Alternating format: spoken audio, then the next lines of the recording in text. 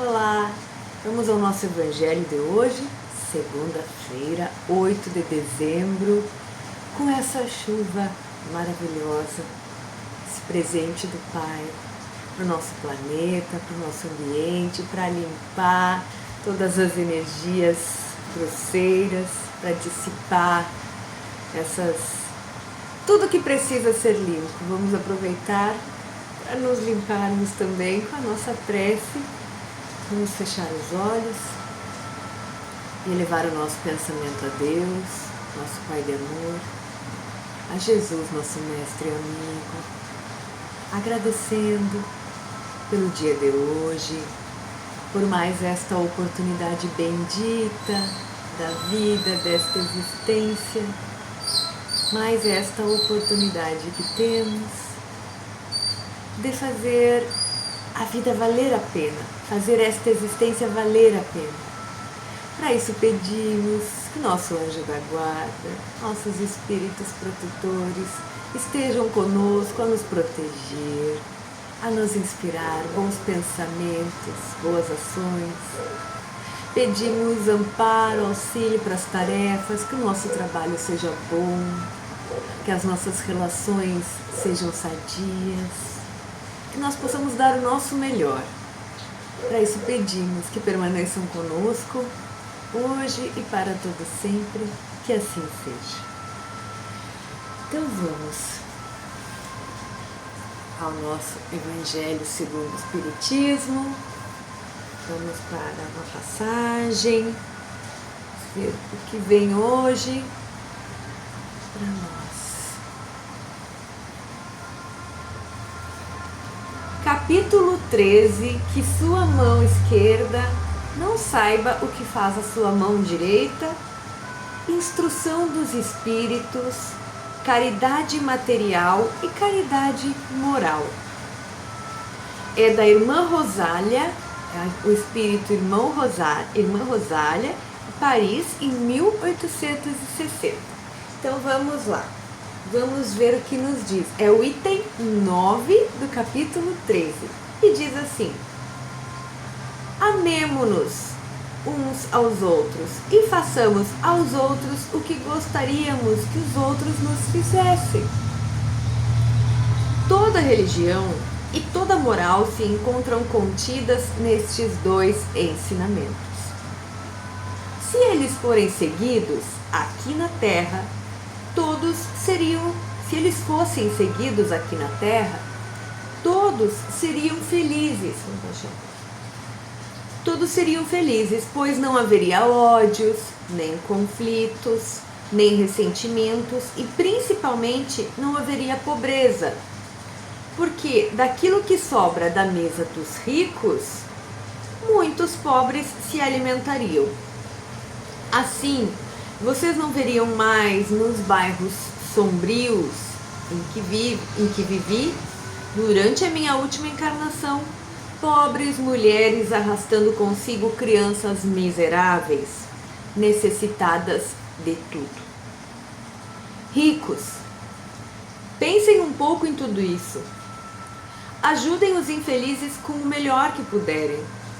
Deem para ele um dia. Deem para que um dia Deus possa retribuir o bem que fizerem e para que possam encontrar, quando desencarnarem, um grande número de espíritos agradecidos que irão recebê-los na fronteira de um mundo mais feliz. Se puderem imaginar a alegria que senti ao reencontrar no além aqueles a quem pude ajudar em minha última encarnação terrena. Vamos ler mais um parágrafo. Portanto, amem ao próximo. Amem como amariam a vocês mesmos, pois agora sabem que o infeliz que afastam pode ter sido, outrora, um irmão, um pai, um amigo que agora rejeitam. Qual não será o desespero de vocês ao reconhecê-lo no mundo dos espíritos? Espero que tenham entendido bem o que deve ser a caridade moral, aquela que qualquer um pode fazer, porque não custa dinheiro e ainda assim é a mais difícil de ser praticada. Então, vamos parar por aqui. A nossa irmã, este espírito, a irmã Rosália, vem nos trazer a caridade moral e a caridade material. E ela começa falando da caridade material, né? Então vamos nos ater à material, deixamos a caridade moral para um outro dia. O que ela fala aqui? Que se nós nos amássemos, os dois ensinamentos de Jesus, né? Aqui, amemo-nos uns aos outros e façamos os outros o que gostaríamos que fizessem a nós. E diz que toda religião e toda moral se encontra nestes ensinamentos. E que se nós fizéssemos isso, o mundo seria muito, muito, muito mais feliz.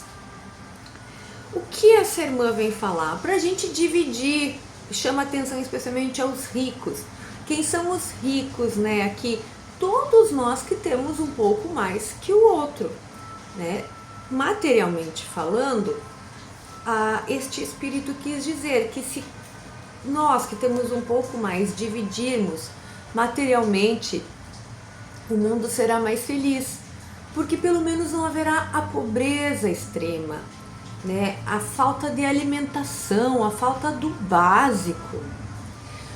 Nós entendemos com a doutrina, com o estudo, com o discernimento, que cada espírito precisa viver determinada situação e muitos se apegam a isso para justificar sua falta de caridade. Muitos misturam política, justificando que cada povo tem o que merece.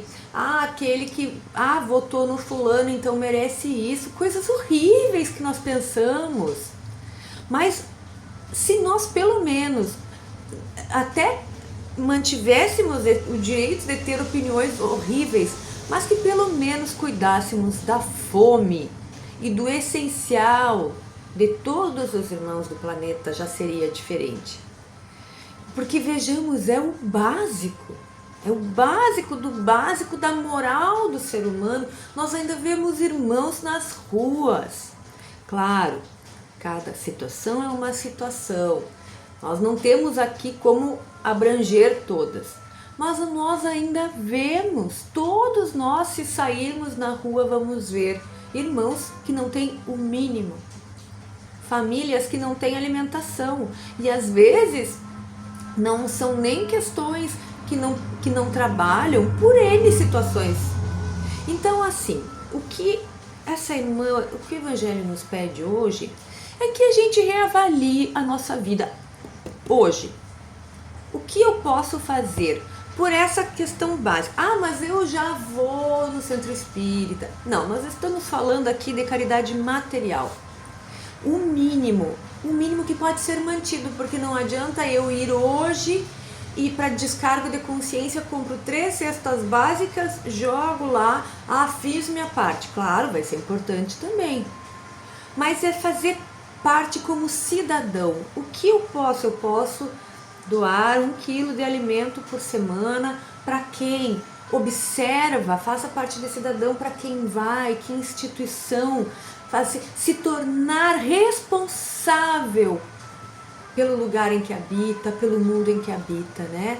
É disso que você fala. Ricos, olhem, deem um pouco, mas não é dar para se ver livre, é fazer parte, sermos cidadãos que fazem parte do lugar em que habitam, são responsáveis, né? Isso é muito bonito, isso todos nós podemos fazer, todos nós, né?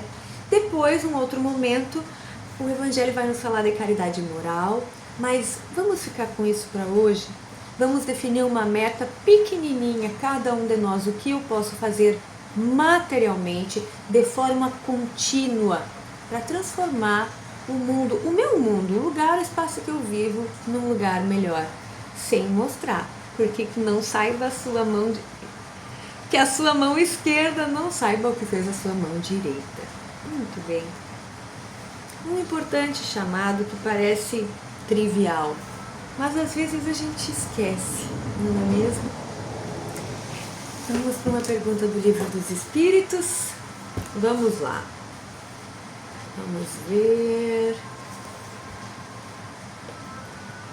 Intervenção dos espíritos no mundo material.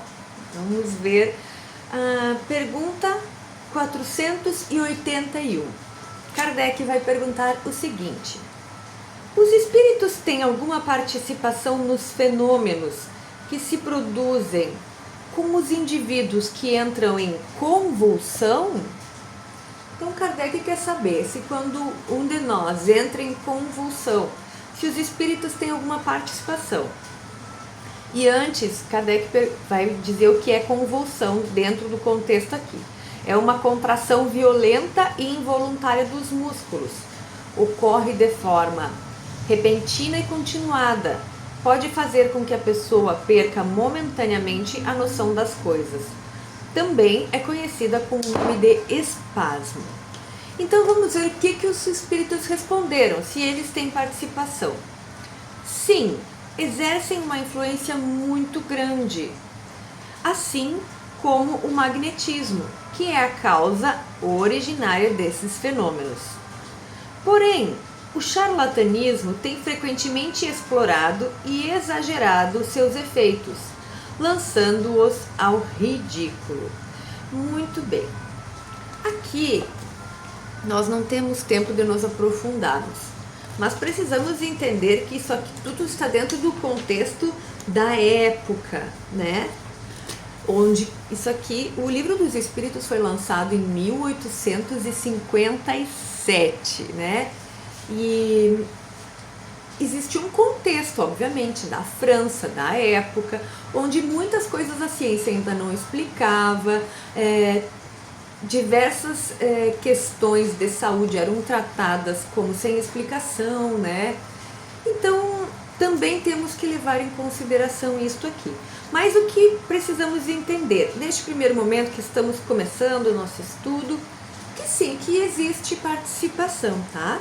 Exercem uma influência muito grande, assim como o magnetismo, tá? Que é a causa originária desses fenômenos de convulsão. Porém, o charlatanismo tem frequentemente explorado e exagerado seus efeitos, lançando-os ao ridículo. O que eles estão querendo deixar claro aqui? O que nós precisamos entender? Que tem muita mistificação. Então, é isso que nós temos que cuidar, e isso sim até hoje, tá?